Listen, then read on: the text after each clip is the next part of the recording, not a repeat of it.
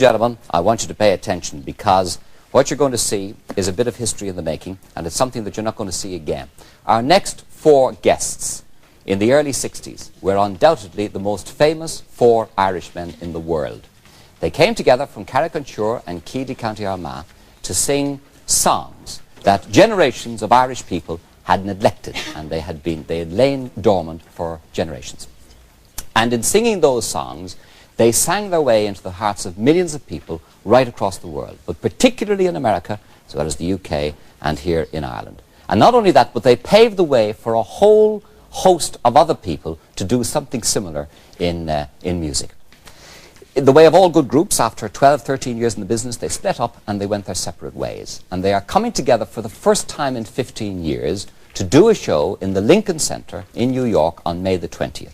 Now, it's a beautiful place, the Lincoln Center, the Avery Fisher Hall, and it seats 3,000 people. And the booking opened last week. The show is not until the 20th of May, and already, we heard today, it is booked out to capacity, not a seat left, which will give you some idea of the measure of popularity that they have in the United States.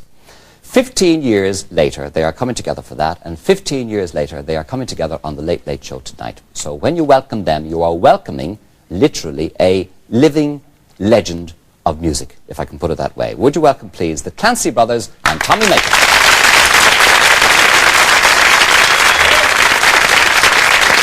How about that? How about that?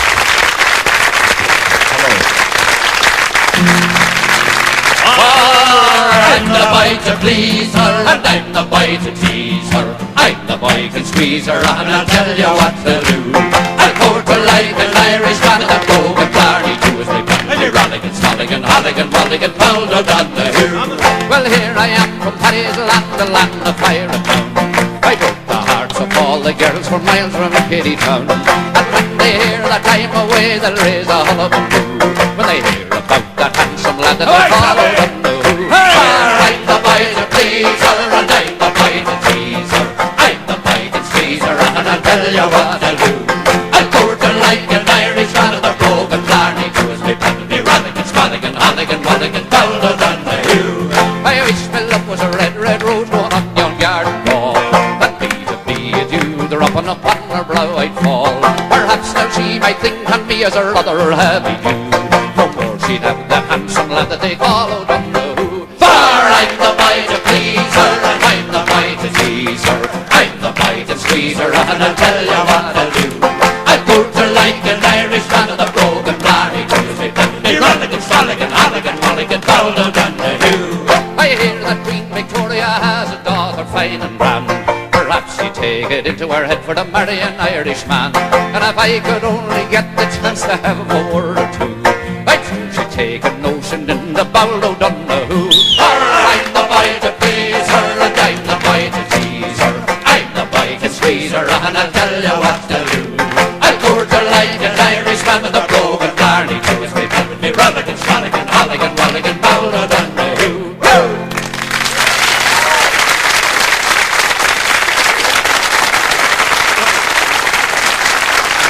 Sit down there, for heaven's sake, and make yourselves comfortable. Oh, I see the Vaughan. There's life in the old bones yet. The Vaughan yeans are coming off already, are they? You're bloody right, or else you'll be taking me out of here in a sponge. That's right. Can't stick the heat, huh? I knew you were weak fellas all the same. There's no doubt about it. For four actors, you can certainly turn out a song. Thank you. Let's start at the basics. Why are you coming together again, pray, after so long? Who's going to answer that? Go ahead, Liam. I'm the closest. Basically, we're getting together to do a film of a kind of a documentary history of the group before we all become too antique. And we were getting back together in Ireland to do some of the filming. The film will culminate at Avery Fisher Hall on the 20th of May. We should get a load to come over, as a matter of fact. It'd be great. But we'll be filming down the country, down in Carrick, and taking Tommy back to Keady. Yeah. And you very kindly gave us a reason for all coming together ahead of time. And here we are. It is a notion that we had about 2 years ago on the Late Late Show, but you weren't of a mind to do it then. But now you are. And how long will you stay together this time? Is it just for that one show, or do you... God willing. Well, We're just going to do that one big show in New York, and you never know. We might be doing a show here in Ireland if, you know, if we're offered enough money. Let's. Do you mean? Do you mean if you're made to feel That's welcome? right. Like I see. And what about Australia and Britain and places of It that? could happen. Ah, Very Tom, far I away. thought so. Yes, I thought so. But it's a little doubtful. Why? We haven't really thought about that. We don't think that far ahead. Did you Well, there never? Did you never think that far ahead? Oh, we were in Australia several times. Oh, I know. No, I mean, do we think that far ahead of doing shows in different countries? Yeah. I think it'd be lovely, but I can't get these fellas to agree to it. As far as thinking ahead, when we first took our first engagement out in Chicago in 1958 at a little club called the Gate of Horn, we sat down and wondered among ourselves if we should abandon We had a mass our various, meeting, all four of us. if we should abandon our various careers to go out and do this thing. Yeah. And we decided at the time, the hell with it, we'll give it 6 months. That was in 1958. So here we are. Still doing It's it. gone on and on and on. One never knows. Now that I see Tommy removing the banyan sweater, would somebody tell me something that I wanted to know for a long time? How did the banyan sweater bit start? We had a manager who saw him, a good Jewish boy from New York. He saw us walking in one very wintry day with him to a rehearsal, and he said, "That's what you'll wear," because we couldn't decide. We had white shirts and how we jeans. got them, Gay, is Blue our shirts. mother, the Clancy's mother, sent over 3 of them to Willie, Paddy and I. Yeah. And I had bought one out of And Martin Standon's that's- in Galway. Uh-huh. Martin, there's a plug for you. 83 years later. Very good. And? And we wore them. It was winter time. Yes. And our manager saw them and he said, "That's what I want. I want something to show that you're from Ireland, etc."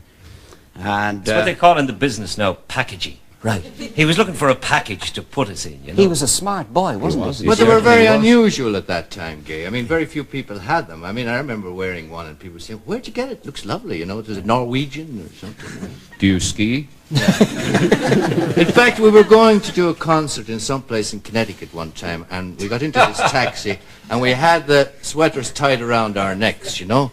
And Tom was looking very burly, and we were talking. The taxi driver kept looking over his shoulder at us. And the address where we were doing the concert was at a gym, you see. stadium. Yeah. And he said, "You guys are wrestlers or something?" But you know, he could have been, right? There was a wrestling team going to do a match at the university in Connecticut that day. Russian wrestlers. Yeah, because Gorgeous George was on the train with us. You remember Gorgeous Oh, George? with yes, the I blonde? remember that. The fellow with the big blonde head of Yeah. hair and so on. Tell me this, lads. Now, we've all heard about the Ed Sullivan Show. I'll be darting around the place tonight, trying to figure out how it all started and how it came all together and so on. But the Ed Sullivan Show was the cruncher, wasn't That's it? right, yes, Yes. it was. Tell me about that now. When was it, first of all? We were, when was it? It was 1961. 1961, yes. Yeah. We were playing down in Greenwich Village in a club called One Sheridan Square with the famous jazz singer Josh White, Yeah. blues guitarist and singer. And his manager was a Jewish New York manager who spotted what we were about, but couldn't figure out how he was going to fit us into the business. Was this Martin? This now? is the same Marty man. Ehrlich, man. Yeah. So he mulled this over. He figured that we had talent, that there was some kind of excitement there, and he didn't know how to utilize it.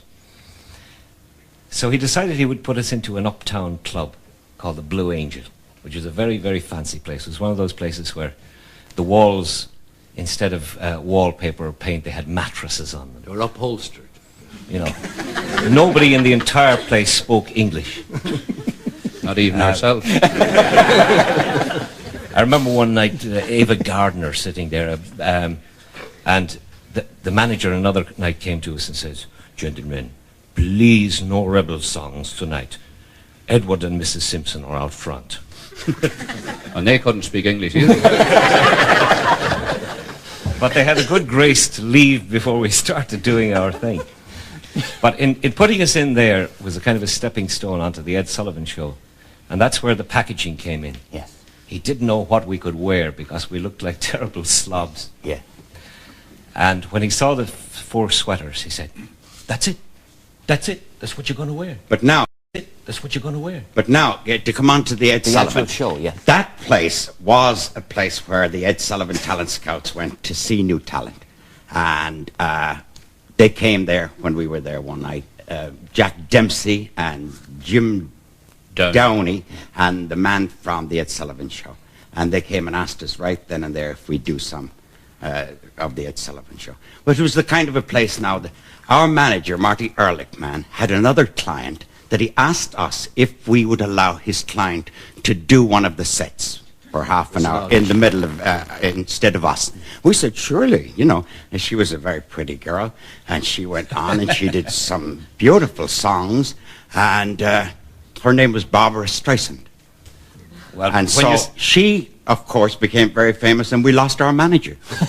When you say she was a very pretty girl, I remember distinctly Marty Ehrlichman says, this chick, he said, that I've got is going to be the next Judy Garland, if I can get her to have a nose job. Well, even with that. But what happened on the actual Ed Sullivan Show, which was a showcase for talent on television and so on? Well, we went up on the Sunday to do it, and we were to do 2 songs. And when Ed Sullivan came on and saw us, he sort of liked us. And there was somebody supposed to be on another act, supposed to be on the show, and they didn't show up or something happened. And instead of getting somebody else, he expanded our section on it. And how many did you He do? asked us to improvise an extra 15 minutes. So we ended up with an unprecedented 18 or 20 minutes on the show, which was unheard of. At that time. Wearing the Iron sweaters, of course. And within the following week, we heard that the sale of Iron sweaters jumped 700%. No, to give an idea of how, you know, there's 40 million people used to watch that show. And we were around New York, and at that time our following was folk music people, not Irish necessarily, or very few Irish. Very few Irish, yeah. But once we got on the Ed Sullivan Show, it's like getting a blessing from the Pope at that time. He was looked up to by all the Irish. Like something like the Late Late Show, indeed. I was just about to say. And when the following day after that, we went out to Chicago, and Tom and I were walking down the street looking for a place to stay. And there was fellas, now we hadn't been in Chicago before. Fellas saw us, they probably recognized the sweaters over our shoulders. And they said, hi boys, you did a great show last night. Tom turned around to me and said, hey, we're famous. We're famous.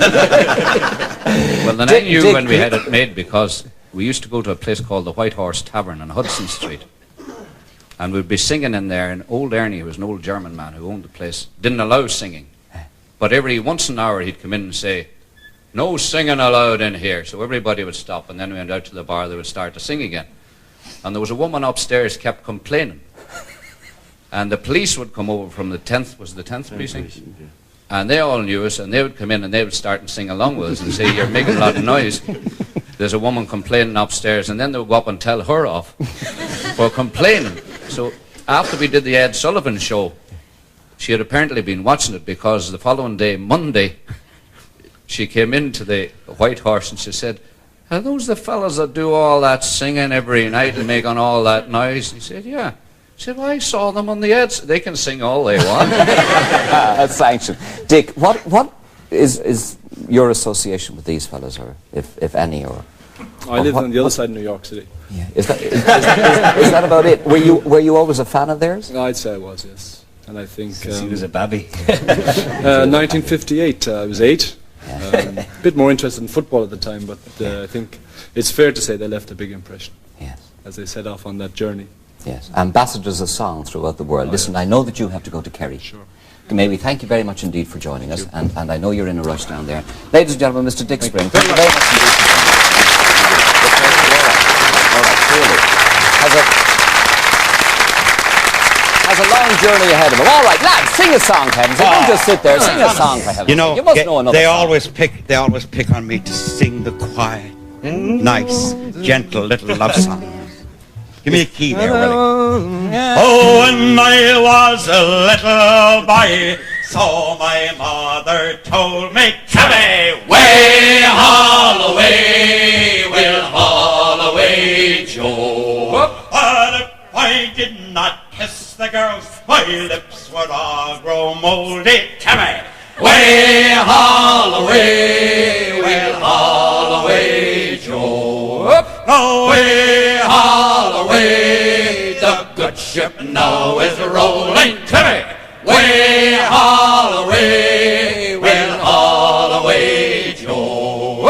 The first I met a Yankee girl, and she was fat and lazy, Tammy. Way haul away, we'll haul away, Joe. And then I met an Irish girl, she damn near drove me crazy, Tammy. Way haul away, we'll haul away, Joe. St. Patrick was a gentleman, he came from decent people, Tammy. Way haul away, we'll haul away, Joe. He built a church in Dublin town, and on it put a steeple, Tammy. Way haul away, we'll haul away, Joe. No Way haul away, we're bound for better weather, Timmy. Way haul away, we'll haul away, Joe.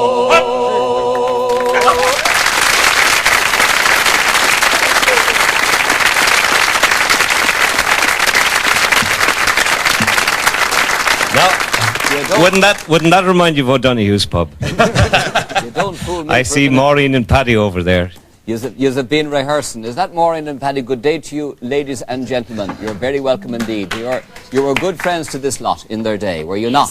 Yes. She fed us, for God's sake. Did she have to? No. No. Not really. She not only fed us, but I remember coming back from a tour of England, and she took every penny that I'd made on the tour. Oh. She kept it in the back room, and she'd only give me, she was afraid I'd spend it all. Or lose Wasn't it. she right? Or lose it. Wasn't or she be right? robbed. That's perfectly Indeed, true, right. though. So she'd give me a That's few bob at perfectly a true. time. Yeah. She was a mother and father to us. Like a mammy indeed. Now, Liam and Paddy, or Tom and Paddy, you went first of all to America when? 1947. Yes. And how did you go? We went, oh, that's a lovely story. We went by ship. We were in England, in London, and we decided that we were going to get out. It was cold, miserable, and the rations were on 1947 in the spring. It was a bad winter. So we decided we were going to leave, but where to go? We decided that it was going to be either Australia, Canada, or America, if we could.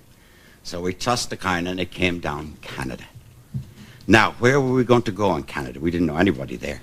So we got a map of Canada, and they gave me a pin and blindfolded me, and I stuck the pin down. It landed in Toronto. So then we had to find a way to get there. The American GI brides were all leaving England at that time, and they were being shipped over to the United States in troop ships. You're not going to tell me. And we got on one of the troop ships called the SS Marine Flasher with 400 GI brides. It was what? It was called what? The SS Marine Flasher. Flasher, they're all... And how many fellas were on as well as you two? Paddy and I and a fella called Pa Casey and a couple of other sailors. And how many women were on it? 400. 400. And it cost us £28. For the fare, that is. One way. 9 months later, there were 200 children born.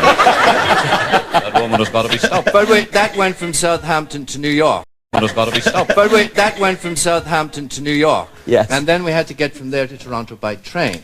We had a transit visa only for America. We couldn't get into the States. That was why really we were going to Canada. But when we got off the train in Canada, in Toronto, everybody got off and got into taxis and people kissing, meeting each other, and off they went. And the three of us, Pa Casey and Tom and I, were left standing there in the railway station. We had no address. We had nowhere to go. And how much money did you have?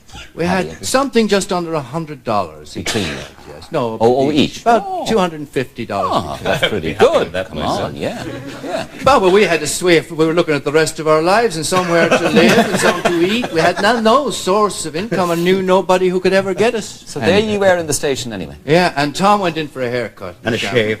And a shoe shine. And Pa Casey watched the bags, and I walked out, and there was a street that way and a street that way, and I went straight up the street. Didn't care which way I went. I mean, that was a decision. I could have gone either way. Went straight up and found a hotel.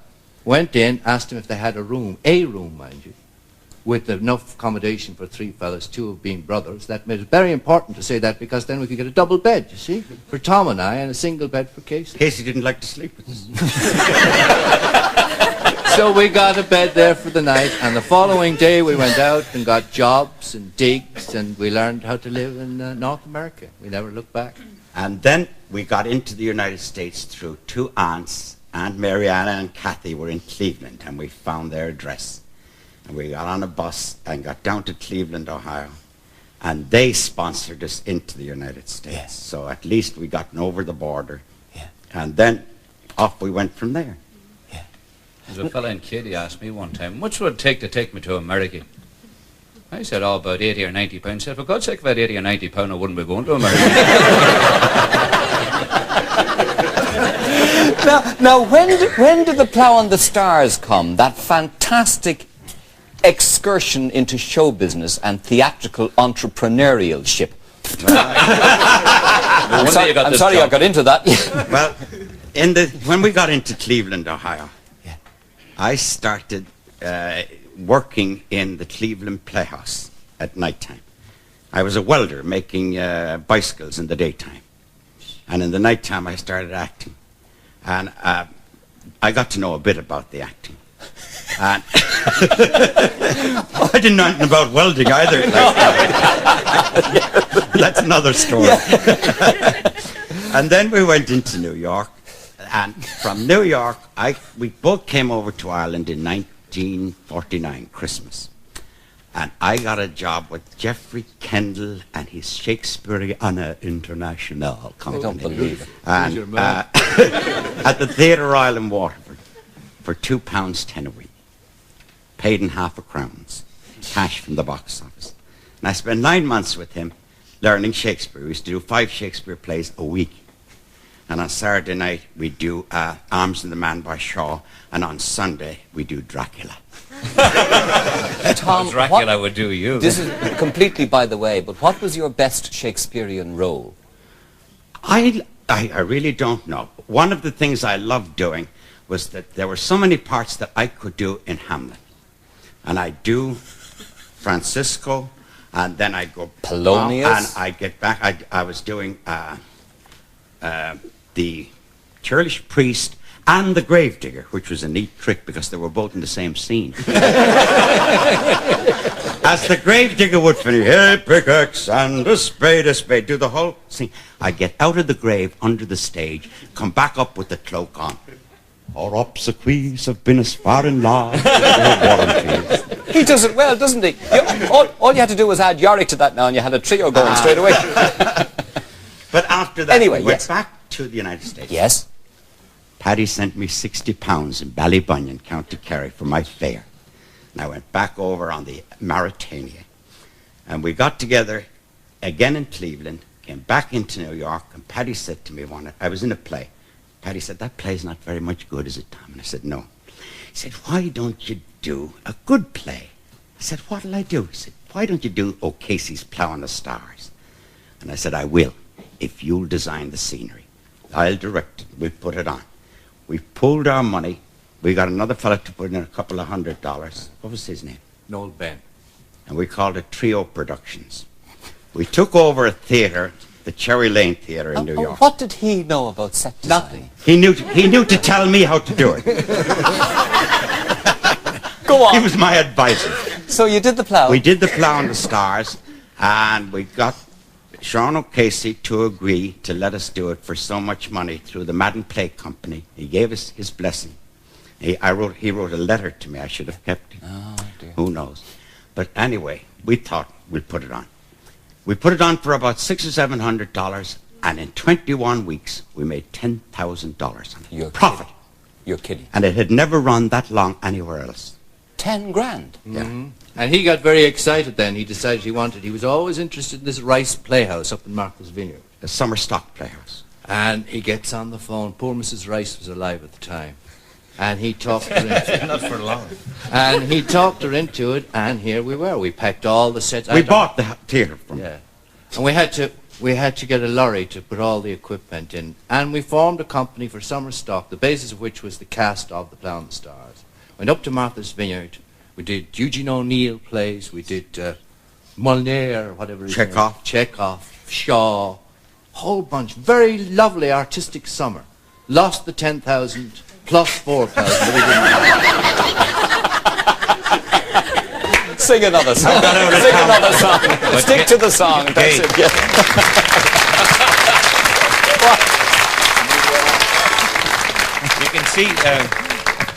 You can see. Hold it. I want to just say. You can see now why Tommy and I had to leave this group and go on our own. We never got a word in edgewise. You will. Yes. I'm going to sing a song called "The Shoals." There you are, listen. There it is. Welcome back, my friends.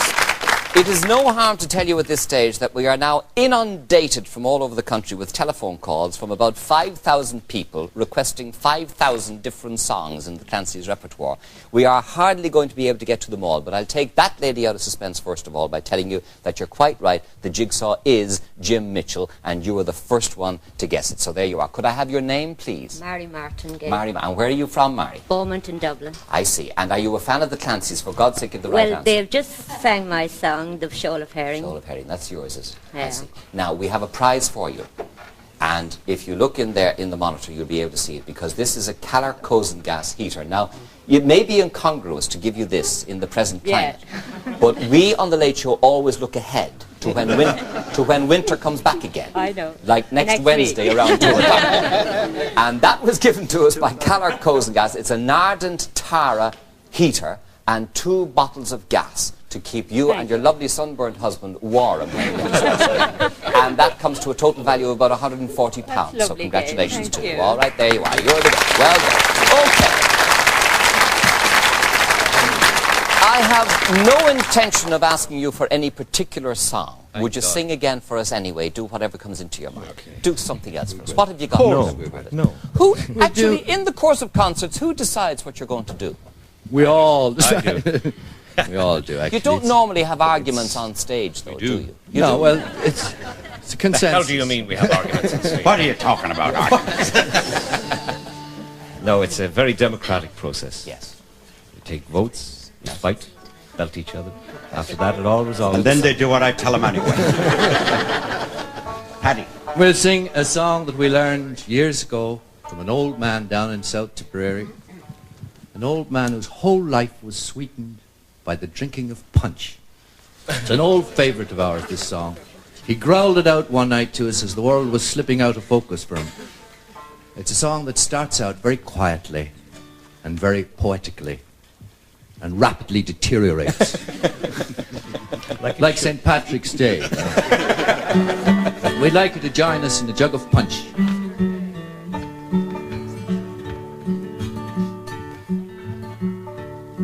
One pleasant evening in the month of June, as I was sitting with my glass and spoon, a small bird sat on an ivy bunch, and the song he sang was the jug of punch.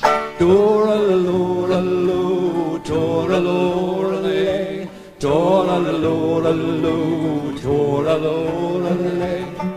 A small bird sat on an ivy bunch, and the song he sang was the jug of punch. What more diversion can a man desire than to sit him down by a snug turf fire? Upon his knee a pretty wench, aye, and on the table a jug of punch. Do-ra-la-lo-ra-lo, do-ra-lo-ra-lay, do-ra-lo-ra-lo, do-ra-lo-ra-lay. Upon his knee a pretty wench, aye, and on the table a jug of punch. Let the doctors come with all their heart, they'll make no impression upon my heart. Even the cripple forgets his hunch when he's snug outside of a jug of punch. Tor-a-lo-ra-lo, tor-a-lo-ra-lay, tor-a-lo-ra-lo, even the cripple forgets his hunch when he's stuck outside of a jug of punch. And if I get drunk, well, the money's me own. And them don't like me, they can leave me alone. I'll tune me fiddle and I'll rosin me bow, and I'll be welcome wherever I go. Do-la-la-lo-la-lo, do-la-la-lo-la-lo, do-la-la-lo-la-lo, do-la-la-lo-la-lo. I'll tune me fiddle and I'll rosin me bow, and I'll be welcome wherever I go. And when I'm dead, I am in my grave. No costly tombstone will I have. Just lay me down in my native heath, with a jug of punch at my head and feet. Do-la-la-lo-la-lo, do-la-la-lo-la-lo, do-la-la-lo-la-lo, do-la-la-lo-la-lo. Just lay me down in my native heath, with a jug of punch at my head and feet.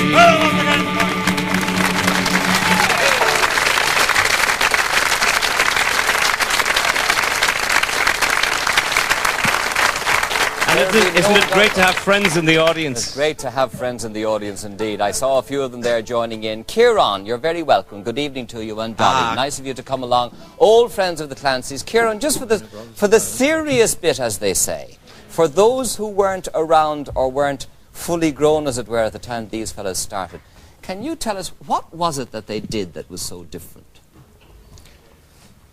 Oh, I was going to reminisce, first of all, Well, about... do then, Kieran. about Do it, and the then first, tell me. the first time I met them as a group when I was in New York in 1962, and we were all down around the village. The Greenwich Village was the place that time. It's not anymore, I don't know. No. But I was up recording old friends, fiddle players up around Brooklyn and the Bronx. And there was one great old friend of mine named Dennis Murphy, friend of yours, yes. God rest his soul, and another fiddle player named Jerry McCarthy, who is now back in Dublin. And I said, uptown, you see, I said, I have to go downtown, down to the village to meet the Clancy Brothers. They said, Greenwich Village? You're not going down there. I said, why?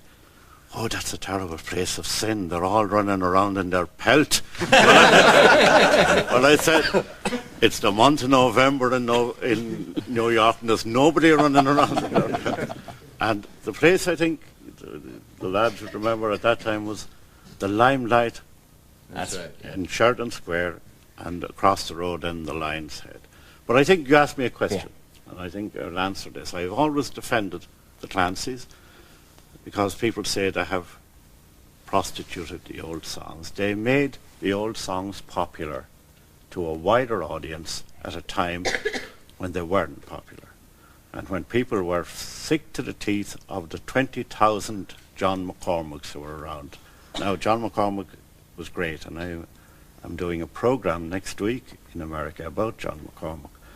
But he will never be forgiven for creating the 20,000 imitators. And everybody was sick and tired of these kind of concerts. And they came along and brought a bit of fresh air and brought back the old songs in their own style. People can argue about the way they present the traditional songs, but this was a breath of fresh air in the early beginning of the 1960s, which led a lot of people back to the basic traditional music, which has, well, been so popular ever since. Of course, terrific, yeah. Of course, Kieran was the first person to bring us back to Ireland to do a tour. Were you really, Kieran? Did you make a few bob on it? No, they made all the money. I'm still a poor man here with my poor wife looking after me, and these fellows made all the money. And if I may just remember another great friend who, at that time when we brought the Clancys back for their first tour, because they were known in America before they were known here, as a group. And I went to the late Jimmy Shields, who, in fact, worked in RT That's right. before he died, God rest his soul. Formerly had been manager of the Theatre Royal, and before that, manager of Savoy in Limerick. And Jimmy knew the theatre business. And I said, these guys want to come back. Where will we put them? And the Olympia. That's right. Was the first. And that was in 63, was 63, it? 63, yes. Yes. And now, when Kieran says about the songs, lads, where did those songs come from? I know, Tommy, that your mother, of course, had a million songs at her beck and call. But presumably you grew up with music all the time in your house, did you? I did. Songs, lads, where did those songs come from? I know, Tommy, that your mother, of course, had a million songs at her beck and call. But presumably you grew up with music all the time in your house, did you? I did, yeah. I did all kinds of manoeuvres. In a pipe band, I played a piccolo, and I used to sing with a pop dance band. The Clipper Tones. Clipper Tones, how did you know that? Oh, you know all these things. You played piccolo at the same time as working in the garage? That's right. Yes. And I then went to work in a bar. And I was a correspondent for the Armagh Observer. Do anything for $1. And that's about what I got, no? That's right. And your mammy sang all the time in the house? Oh, she had all kinds. Well, she wouldn't have known a folk song from a hole in the ground. Yeah. She just sang songs, and you'd hear her singing anything. I remember she died just a year ago this month, as a matter of fact, Lord mercy her. And when she was dying, she would sing anything, you see, songs that you would want to hear, and songs that you wouldn't want to hear at all. She would sing, if somebody a bit rebelly came into the house, she'd sing a good orange song as well as she could, and she could do it. And if she would sing the other ones. But a nephew of mine went to visit her, and she thought she should do, she was on her deathbed in a hospital, and she thought she should do something sort of modern for him. So she sang Alexander's Ragtime. Ah, dear. Irving Berlin to the she fore. died. Yeah, it was the day before she died. Dear, oh dear. Dear, oh dear. Now the other songs then, was there music in the Clancy household all the time too? Yes. My father was an opera buff. And then in parts of the family, there was an aunt of ours had a house where there was all sorts of courtigue, as they call it, singing and dancing. And it was one of those places with no electricity and a sort of a clay floor. But lovely music and lovely songs. And we learned an awful lot of the songs there. At least we heard them and we knew bits of them. Yeah. We knew bits of a whole lot of folk songs.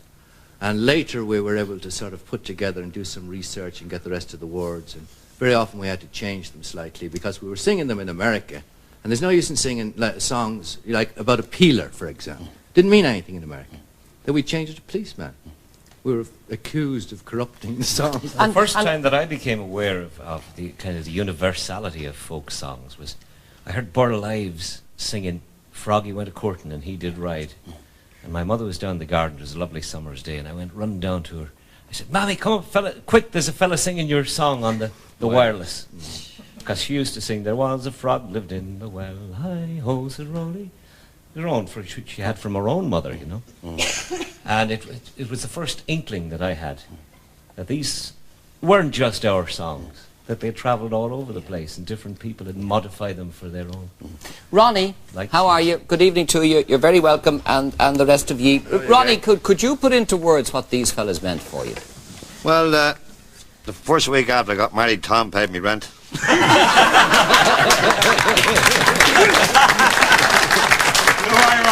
I think it was a fiver. Why so, Ronnie, may we I ask? hadn't got the fiver. And there's an awful lot of stories we could tell, but it didn't happen in coffee shops, so they mightn't bear repeating. And not many good stories happen in coffee shops anyway. But musically, Ronnie, I was striving for. Musically, could you suggest to us what they meant to you? Well, I'd heard about them. I've been in America. And I was singing in the Gay Theatre with John Malloy at the time. And I got this terrible job. I had to sing, instead of playing records in between the acts of a play, I had to go out in front and sing songs, like long songs, like, Rocks Up On and things like that, 22 verses, come back next Tuesday for the rest of it, And I got this job. And I was jealous of these heads over in America getting all this ready for singing. And I was getting £6 a week and having to pay readies out of it as well, So anyway, I went to see them in '63 when they came here first, and it was great. And the first meeting we had with them was Barney and myself and I don't think you were in the group, John, that time. No, it was only the apprentice. Poor old Luke, I say poor old Luke, Lord, met gentlemen, all that. We're all there in Kieran.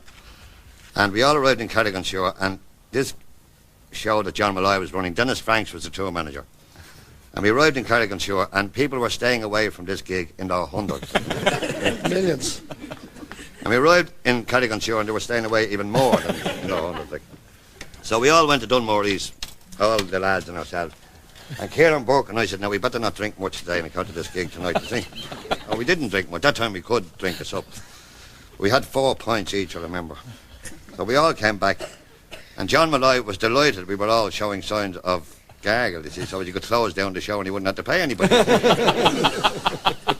So Barney said, who was drunk? I said, I'll climb up that thing, that pole. It was a, what do you call them things? Television mast in the middle of the town. It wasn't television that time, it was a radio. It was an ESB. An ESB pole. Yeah. And Barney shouted, who was drunk? And Barney climbed up to the top of it and began combing his hair in the top, you see. By which time we'd gathered all the inhabitants of Carriganshire and Carrickbeg and the whole lot. They were all over to see us, you see. And Barney gets down, and he wouldn't get down until please promise not to arrest him. So we got down, and both sides of the street were lined up and clapping, you see. They all clapped outside, so John said, you're all sacked. And we were all sacked, and we all went off the lads, and we had a few more. We went back to Carter's house here. Koch, that's right. Koch is there. Would you ever do us a little bar as a tribute to the lads? Would you ever stand up there and do a sort of a I'll go on, do. I'll go on, do. Try. I'll go on, do. Go on. Up here, lads.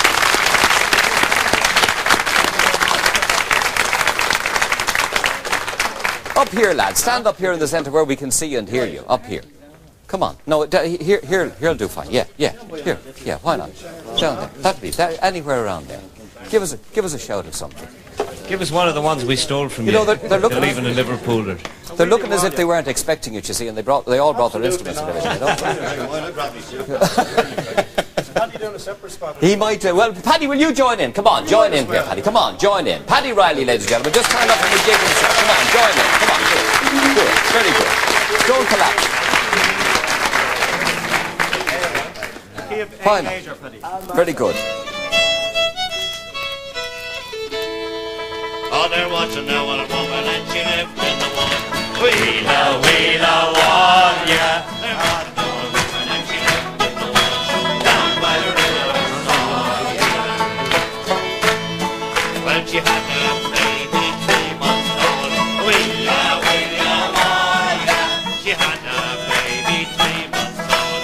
Down by the river, oh, yeah. Well, she had a penknife long and sharp. Wee-ya, wee-ya, wah-ya. She had a penknife long and sharp down by the river, oh yeah. Then she stuck the penknife in the baby's heart. Wee-ya, wee-ya, wah-ya. Stuck the penknife in the baby's heart down by the river, oh yeah. There was 3 loud knocks coming knocking on the door. Wee-ya, wee-ya, wah-ya. 3 loud knocks coming knocking on the door down by the river, oh yeah. There was 2 policemen and a special branchman. Wee-ya, wee-ya, wah-ya. 2 policemen and a special branchman down by the river, oh yeah. Well, they took her away and they put her in the jail. Wee-ya, wee-ya, wah-ya. They took her away and they put her in the jail down by the river, oh yeah. Then they put the rope around her neck. Wee-ya, wee-ya, wah-ya. Put the rope around her neck down by the river, oh yeah. Oh, they pulled the rope and she got hung. Wee-ya, wee-ya, wah-ya. Pulled the rope and she got hung down by the river, oh yeah. Well, that was the end of the woman in the wood. Wee-ya, wee-ya, wah-ya. And that was the end of the baby too. Down by the river, oh yeah.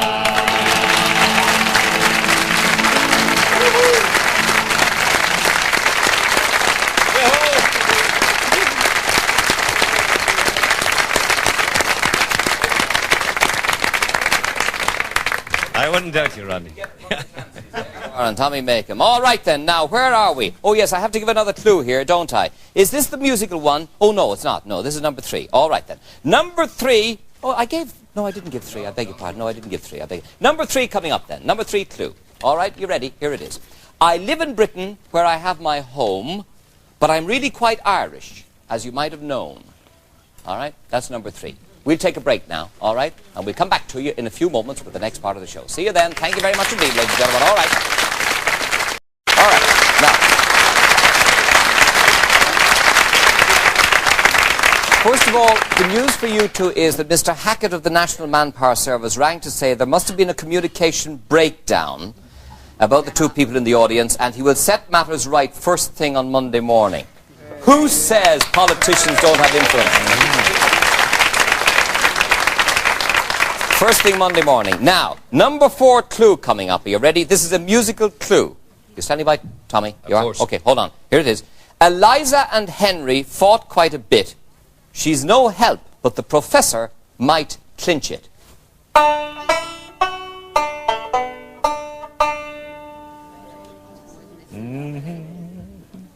I thought you did that beautifully, Tommy. I really do. Thank you. Think of what it's going to cost you. And there's you'll be lucky. And there's one clue yet to go. But first of all, I have to say that there is a young couple in the audience joining us tonight.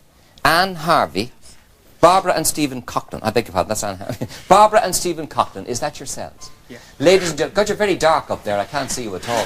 Maybe you just want to stay out of the limelight. This young couple, ladies and gentlemen, proposed. He proposed to her and she no, you proposed to him, didn't you? That's right. She proposed to him on the radio program on Valentine's Day. On the radio program on one more. And he said yes. And then she said yes. And it did go all right, did it? It did, yes. Excellent, thanks. Wonderful. Yeah, and how long are you married now? 4 weeks today. 4 weeks. Well, who's counting? Yes. And it's going on. It's going nice, is it? Now, as everybody in the audience will know, once you get married, you settle in, as it were, and you sort of become lazy, and you don't go out as much as usual, and then she feeds you very well, and you make food for her, and you sit around, and you don't get any exercise. So, in view of the fact that that will happen to you, like all good married people, we are giving you 2 membership cards to the Tivoli Health and Leisure Centre. There you will have for yourselves a year's membership. You will have a fully equipped gymnasium, aerobic studio, fully supervised creche, well, never know, a lovely jacuzzi, a pool, a team of qualified instructors and all of that, a membership card for each one of you. They're on Clonliffe Road. We hope you enjoy yourselves and use it well, all right? Congratulations to you. Very good. All right. Now, we are still being inundated with requests, and we've taken a democratic vote in the studio. Didn't we take a democratic vote? And it fell to the lot of Tommy to sing the Cobbler.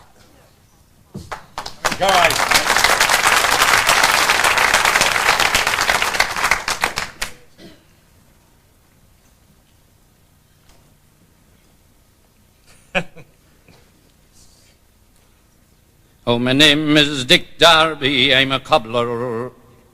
I served in my time at the old camp. Some call me an old agitator, but now I'm resolved to repent. With me twing of an ing-ting of an idol, with me twing of an ing-ting of an idol, with me roo-boo-boo, randy, and me lapstone keeps baiting away. Now my father was hung for sheep stealing, my mother was born for a witch, my sister's a dandy housekeeper, and I'm a mechanical switch. With me twing of an ing-ting of an idol, with me twing of an ing-ting of an idol, with me roo-boo-boo, randy, and my lapstone keeps baiting away. And my wife, she is humpy, she's lumpy. My wife, she's the devil, she's cracked. And no matter what I may do with her tongue it goes clickety-clack. With me ing-twing of an ing-ting of an idol, With me twing of an ing of a night, with me roo-boo-boo, randy, and me lapstone keeps baiting away. It was early one fine summer's morning, a little before it was day. I dipped her 3 times in the river, and carelessly bade her good day. With me ing-twing of an ing-ting of a night, oh. With me ing-twing of an ing-ting of a night, with me roo-boo-boo, randy, and me lapstone keeps baiting away.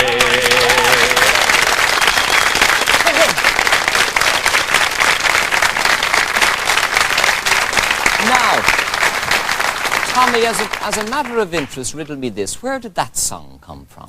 I learned it from a woman called Mary Toner, who lived down the street from us. She kept a little sweetie shop. Her husband was a bread man and a huntsman, Joe, and she had a book of songs that she had written out by hand. When she was a young girl, she worked as a servant girl in a pub in the town, and she liked the songs. But there was a great connection between her family and my family, because her family were the Kellys, who owned a mill in Derrynoose, and all the Kellys were magnificent step dancers. I saw Ned Kelly when he was 94 step dancing at a wedding. Fantastic dancers, and he told me that the sign of a good dancer at that time was that you would get a girl out to face you at a party, and any good dancer had to be able to kick her apron over her head on the last step of the dance. An awful lot of accidents, but if you were a good dancer, you didn't disturb anything except the apron, and he could do it. But the Kellys always danced, and my father and his brother, they worked in the mill for the Kellys, but they used to play the music for them. They played fiddles and flutes and things. It's a most unusual little song, isn't it? Yes, and she told me that when she was a young girl, when she went to the parties where she got it first, there were 2 old men that used to sing it, and when they'd be asked to sing, I don't know whether they're brothers or not, they used to get 2 stools and sit in the middle of the floor and face each other, and some girl would kick off her 2 shoes, and they would take a shoe apiece and hold it between their knees, and they'd do the sewing, the 2 men facing each other. Yeah. And did she teach you how to do the action? She taught me how to do that. Yeah, she was great. Isn't that a lovely story? And that's I remember one night in Carnegie Hall, we had sung that, or Tommy had sung it so often, the audience came to expect it, and we decided we'd play a trick on him. And he announced the cobbler, a big round of applause, of course. Tommy walked off the stage, and Paddy and Tom and I sat up, the 3 of us. And we did it. That is the other extraordinary thing, that so many of your songs, as soon as you start to sing them, everybody joins in. I mean, this must happen regularly in America and so on, wherever you go. You know, it was so extraordinary, Dave, when Tommy did come to America, and I met Tommy for the first time in America, and you were asking earlier about where did we get the songs, or how did they come about. It was so strange that Tommy seemed to know all the same songs that I knew when I was young. And I'm sure Tommy had somewhat of the same experience with us. We somehow or other had learned a lot of these songs here when we were in Ireland, when we were young. Yes, but they were songs that were ignored by the young people. Oh my God. They were all rubbishy. I tell you why, they were songs that were associated with poverty. Is that what it was? Ah, yes. Yeah. And when we realized during the folk boom in America that people were asking us to sing songs, we were kind of embarrassed not knowing any, and initially very timid about singing the songs that we did know. And they got such a tremendous response that we began to stick the shoulders back and sing them out and get a bit of blackguarding into them, as we say. And get paid for it. That too. Yeah. But I think that the success of the songs for us was very much a part of the American thing. That nobody in America really is embarrassed about anything. And none of the connotations of poverty that might have been attached to the songs in Ireland were there. And when we came back to Ireland singing them, the people here, that thing was infectious. They began to listen to us and say, if they can sing them, we can sing them. We can all do that. My mother used to, yes, my mother used to sing that. Joe Kennedy, good evening to you. You're very welcome. So what was your association now with the lads in the early days, Joe?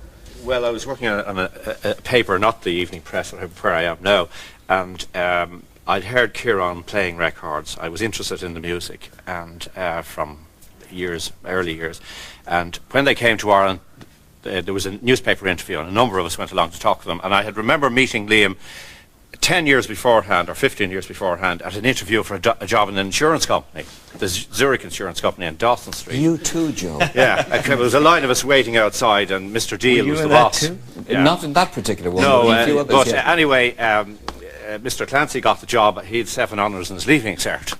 So who got it? There. Liam Clancy got the job in the Zurich Insurance. A good company. But he didn't stay very long. I think it drove him crazy, and he started taking acting lessons in Brenton Smith or something like that.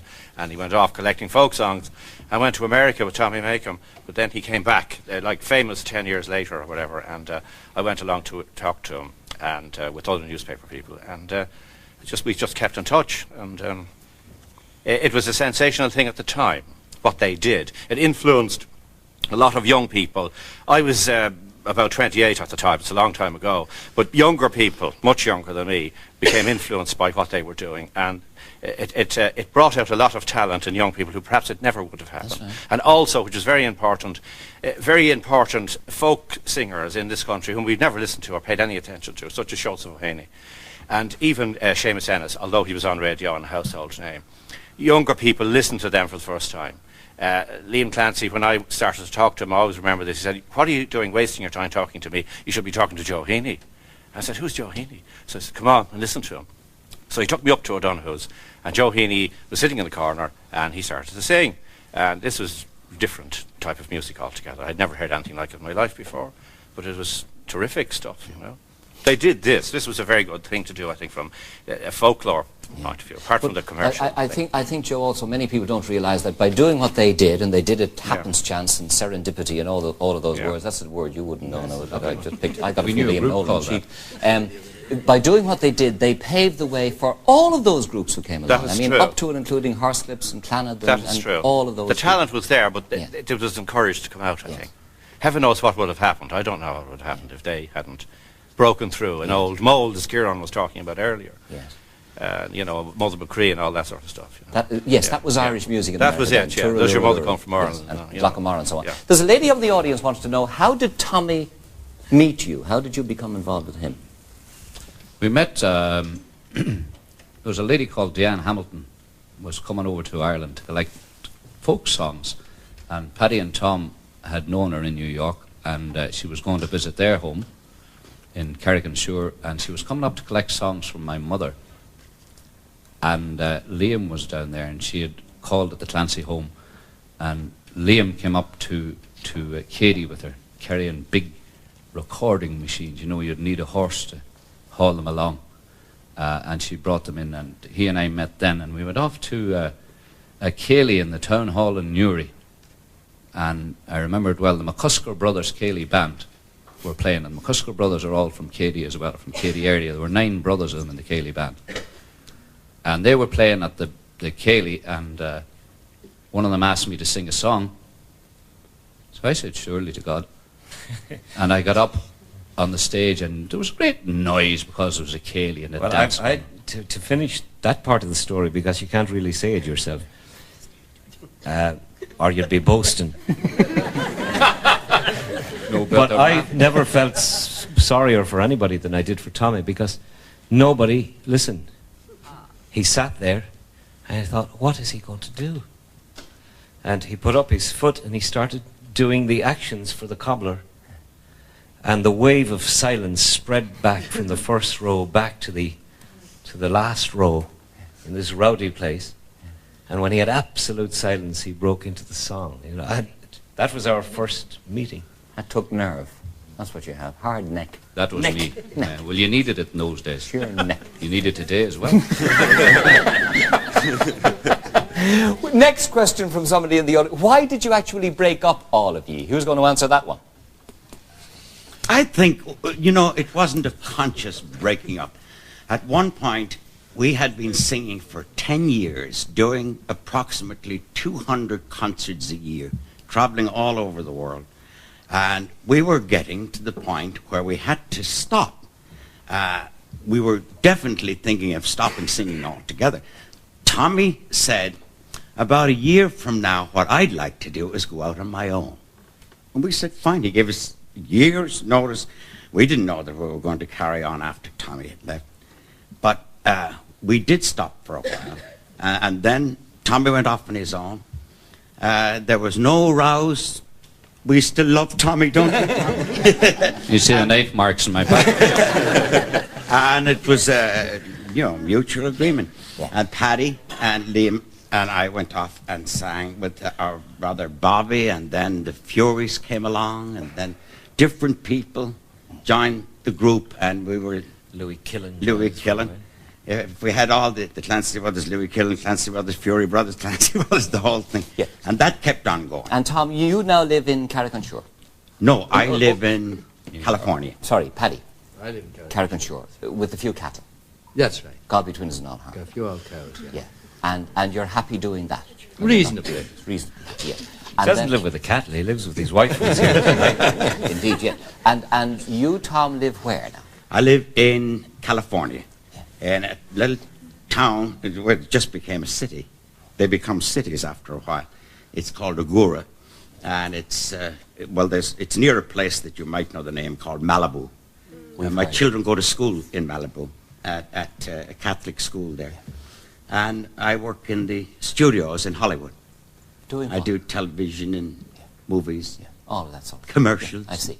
And then how long are you two going to do your thing? Who, Tommy and I? Yeah. I have no intention of stopping at all. And you know, Paddy and I Does have he been feel doing. the same way? Sorry, Paddy Tom. and I have been doing concerts in America Yes. with our nephew, Robbie O'Connell. Yes. And we made an album just this last year with our brother Bobby. I see. So it's now the Clancy Brothers and Robbie O'Connell. I see. And out of the Avery Fisher concert on the 20th of May will come an album as well as the film and all of that? Yes, we hope. We Hopefully, hope an album as well as the film, yeah. Very good, yes. All right, now, how long... yes, you told me once a story of going to a wake in New York, Liam. Would you remind me of that? Yes, Grania. Just tell me that again, because I've forgotten the details of it. Just That was a funny story. Well, It's a true story. Yes. all funny stories are true stories, but poor Grania didn't realize. She was an actress in New York, and she had married an actor, and she didn't realize that he was gay, if you'll pardon the expression. You have to get used to it. Over there on Has Gabriel. over the years. But he didn't have much time for Grania. He loved walking his poodle down by the Hudson River. Yes. And that was what he spent his time doing. I don't know who he met on his rounds. But anyway, he died. Yes. And Grania decided, well, in his will or whatever, he said that he wanted to be cremated, and he wanted to have his ashes scattered at midnight over his beloved Hudson River, down where he used to walk the beloved poodle. And we were invited to the wake. It was a strange kind of a wake. I remember Tom coming in and saying, "Where is he?" We just come up from the limelight up in Greenwich Village, and Tom was feeling no pain. And she said, "There he is." And there was this little package on the mantelpiece, you know. Wee box. And his ashes were in it. And the wake was a bit dry for a while.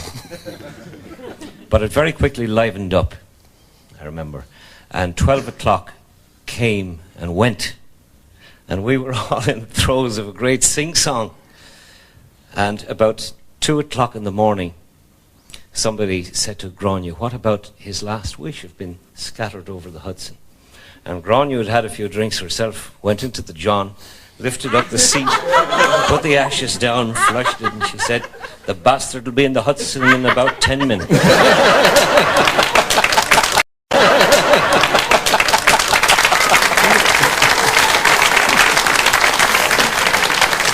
Not nice. We gotta finish. We can't say all the things we'd like to say to you, but we'd just like to say thank you for all the years of entertainment and music. Good luck in New York on the 20th if you need it. And you're a great bunch of fellas. And finish with your song. Go on, finish with your song. Well, Here we go. We'll sing one that everybody can join us That's in. right. Here we go now. I wonder what it will It says be. the summertime is coming and the trees are sweetly blooming. If it doesn't rain. Will you go, lassie, go?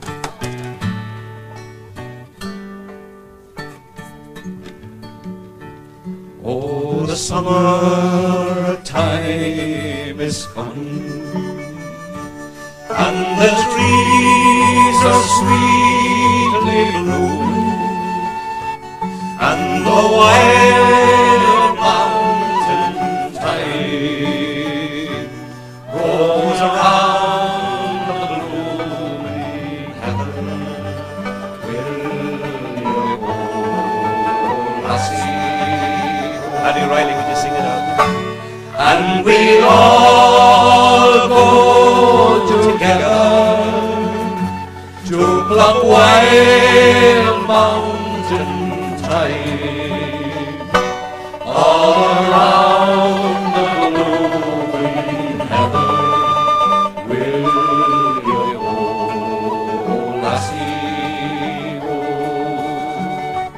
I will build my love a bower near yon pure crystal fountain, and on it I will pile all the flowers of the mountain. Will you go, lassie? Let's hear it. And we'll all go together to pluck wild mountain thyme all around the blooming heather. Will you go, lassie, go?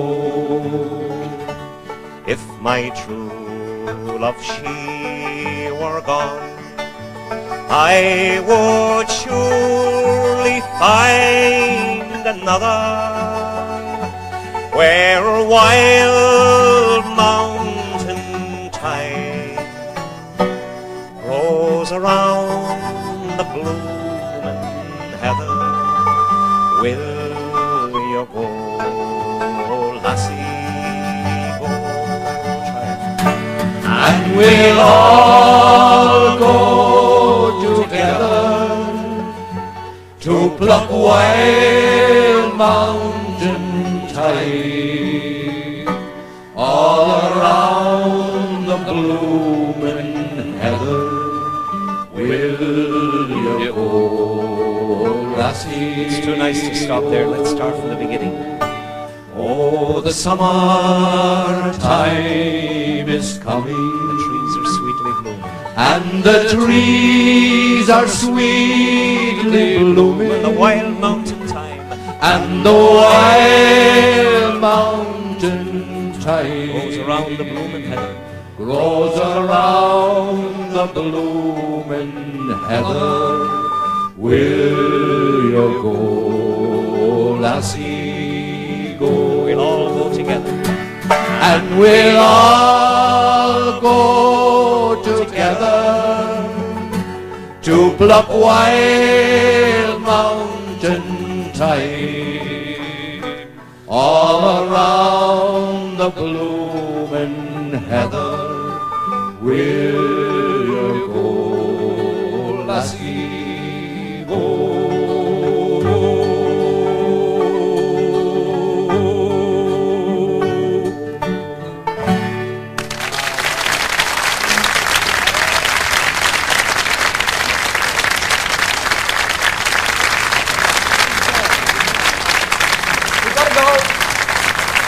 We gotta go. Bad cess to them, they've run us out of time, so they have. Who else? Last clue coming up. It reads, lucky breaks my common pockets, but I don't wait, I move like a rockets. Okay? Lucky breaks my common pockets, but I don't wait, I move like a rockets. First post Thursday morning, postcards only please. No late, late show next week, Eurovision Song Contest instead. Ladies and gentlemen, our thanks to the Clancy Brothers and Tommy Makem. Thank you very much. Well done, boys. Good night to you, and thank you very much. Well done.